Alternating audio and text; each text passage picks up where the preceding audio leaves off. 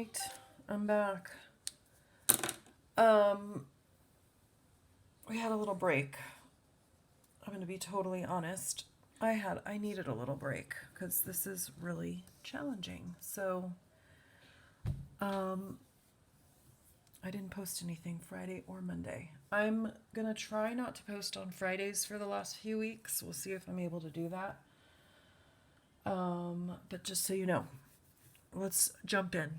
Ellipses. We talked about parabolas. Another type of conic section is an ellipse. So, before I have you pause me to write all this stuff down, note that the green C is a lowercase c and the pinkish orange is an uppercase C. I'm using the uppercase C to represent the center and the lowercase c to represent the focal length. So take a second to copy all that down. Okay, so we can have ellipses are like ovals, basically, flattened circles. We can have horizontal ellipses or vertical, where the horizontal is the major axis or the vertical is the major axis. The major just means longer, minor means shorter, okay? Now your book does something a little bit different than this. I feel like this is much more simple than what your book does. Your book has two separate formulas and it makes this really complicated. If you read the book and find that you like that better, I'm not going to be offended if you, if you use that. In fact, I probably won't even know because in the end it ends up being the same. So some things to pay attention to. The vertices are along the major axis. Sometimes they call these the I don't even remember the name because I don't use it. Semi-vertices or minor vertices or something like that. Anyways, when I refer to the vertices, I'm referring to the ones on the major axis. So the vertices are there here and the vertices are there here. The foci are always on the major axis. Vertices and foci are on the major axis. This is the vertex form for an ellipse. And this is very similar to Pythagorean theorem, right? Now, when you're trying to figure out what A is, if you forget that it's the larger of these two quantities, then you're going to end up with a negative here. And then you're going to have to take the square root, and then you're going to be like, oh, shoot, maybe I need to flip those. I'll show you what I mean in a real problem. Okay, so can you tell me what the vertex is in this problem?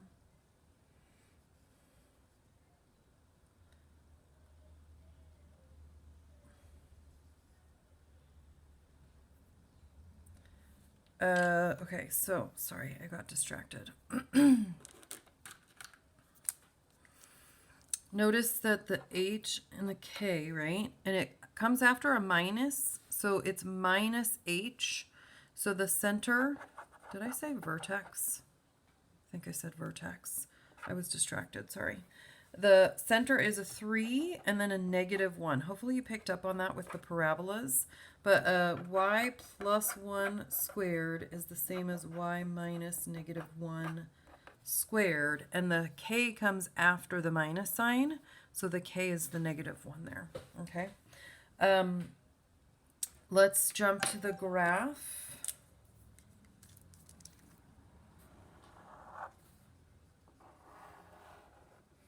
So I'm going to plot the center over 3 down 1. And then I'm going to think about the r sub x and the r sub y, because that's going to help me plot the actual points on the ellipse. R sub x is under the x term, and it's the squared right here. But notice that the distance is not squared. So if r sub x squared is 4, then r sub x is 2. If r sub y squared is 9, then r sub y is 3. This just tells me from the center, go out 2 in the x direction, both ways. From the center, in fact, let's label. From the center, go out 2 in the x direction, both ways. And from the center, everything is from the center, okay? Go 3 in the y direction in both ways.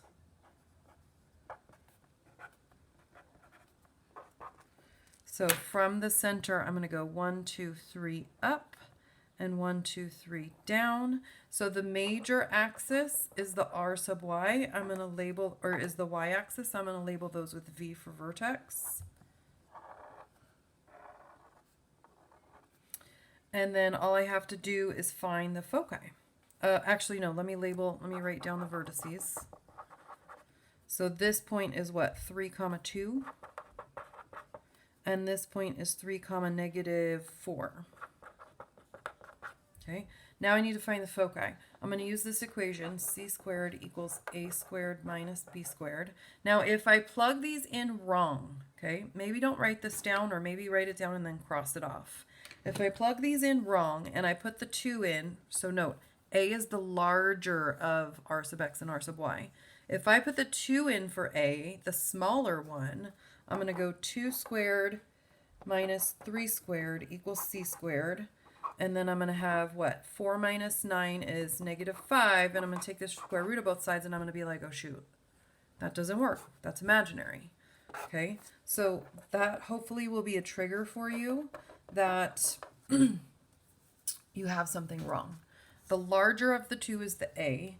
So then I get c squared equals 9 minus 4. So then when I take the square root of both sides, I get rad 5. And there's nothing I can do to simplify that. Sorry, that looks a little blurry. So the c is the distance. Let's look up here. The c is the distance from the center to the foci in either direction. Okay, everything is from the center. So rad 5 is about 4.1. I mean 2.1. Because the square root of 4 is equal to 2, right? The square root of 4 is equal to 2, so the square root of 5 is a little bit bigger than that. So when I'm plotting the foci, I'm going to go from the center, always from the center, out just a little bit past 2 in either direction. And those are my foci.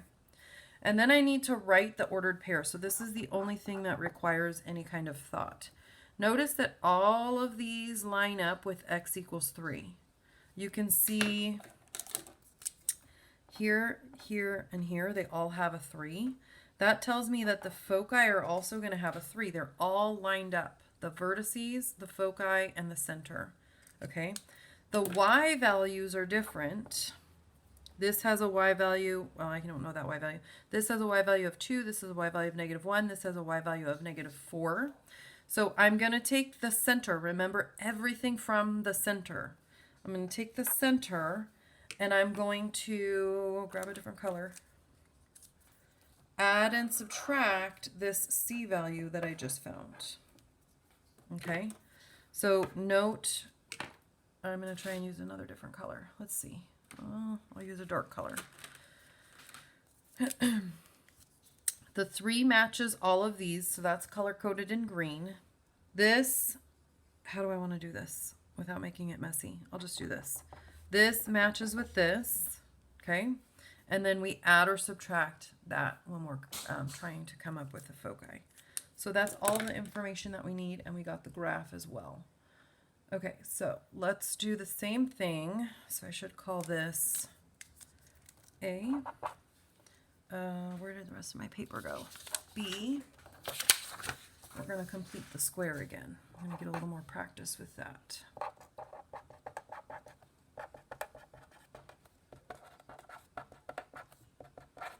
Okay, so we've got that. So hopefully you remember completing the square from last time. This time though, since our vertex form has the x and y on the same side, we're not going to move stuff like we did in the parabolas. So what I'm going to do is just kind of group them together. Now, I'm leaving a space there on purpose. Do that. You might remember that when we're completing the square, we're not allowed to have a number in front of the squared term. So I have to factor out the 4 from both of the y terms. And then I'm going to move that number part that doesn't have a variable. I'm going to move over. So for completing the square, remember we take the coefficient, the b term, ax squared plus bx plus c. We divide it by 2 and then square it. 4 divided by 2 squared. And we add that to both sides. This one is slightly more tricky because we're going to take that number, that b, we're going to divide it by 2 and then square it. So that's -1 quantity squared. We add that in here, but what we really added was 4. If I distribute that back in, that's actually a +4, right? So I'm going to add 4 to both sides again, which looks like I'm adding 1. And then remember, the whole point of completing the square is so that this factors to a perfect square. So just in case, 4, 4, 2, 2, yeah? X plus 2 quantity squared. And then I have the +4. And then this should also factor, I'm running out of colors.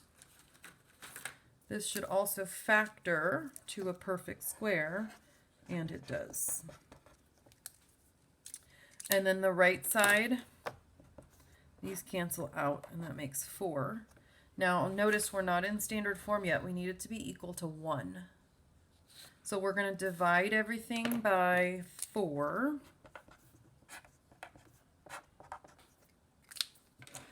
And we're going to have x plus 2 squared over 4 plus y minus 1 squared. You don't have to write the over 1, but I think it's helpful in this case.